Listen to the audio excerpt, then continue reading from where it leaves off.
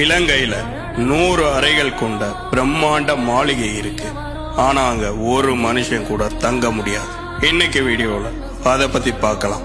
டிகாண்டா வாலவா இந்த ஒரு மாளிகை இலங்கையோட கம்பஹா மாவட்டத்துல இருக்கக்கூடிய 10 பெட்டி வாழா பக்கத்துல இருக்கு. இந்த ஒரு பிரம்மாண்ட மாளிகை பாக்குறதுக்கே ரொம்ப கிரீப்பியா இருக்கும். கிட்டத்தட்ட 100 அறைகள் இருக்கும். ஒரு சில அறைகள்ல ஜன்னலே இருக்காது. ஒரு அறைக்குள்ள போனா இன்னொன்னு லேப்ரின்த் மாதிரி ஒரே குழப்பமா இருக்கும். எஃப்பி ஒபி சீக்கிரம் அப்படிங்கிற மிகப்பெரிய பணக்காரர் 1900 காலகட்டங்கள்ல இந்த ஒரு பிரம்மாண்ட மாளிகையை கட்டுறாரு.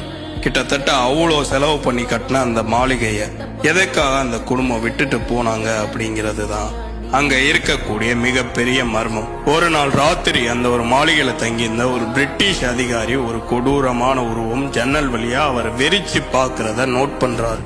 சேம் டைம் பயந்து ஓடியும் போறார். அதுக்கப்புறம் அங்க தங்கின யாருக்கும் மனநிலை சரியில்லாம போகுது.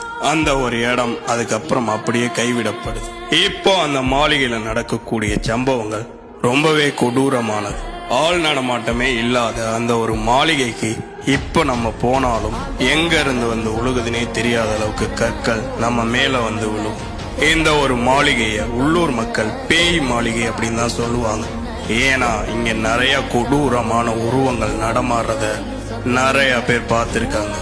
ஆள் நடமாட்டமே இல்லாத இந்த ஒரு மாளிகையோட கதவுகள் தானாவே திறக்குமா தானாவே மூடுமா? இந்த மாதிரி நிகழ்வுகள் இப்போ வரைக்கும் நடக்குது.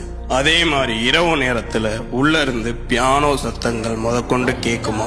இந்த ஒரு மாளிகைக்குள்ள யாராலையும் உள்ள போக முடியாது. ஏன்னா உள்ள போறதுக்கு யாருக்குமே அனுமதி கிடையாது.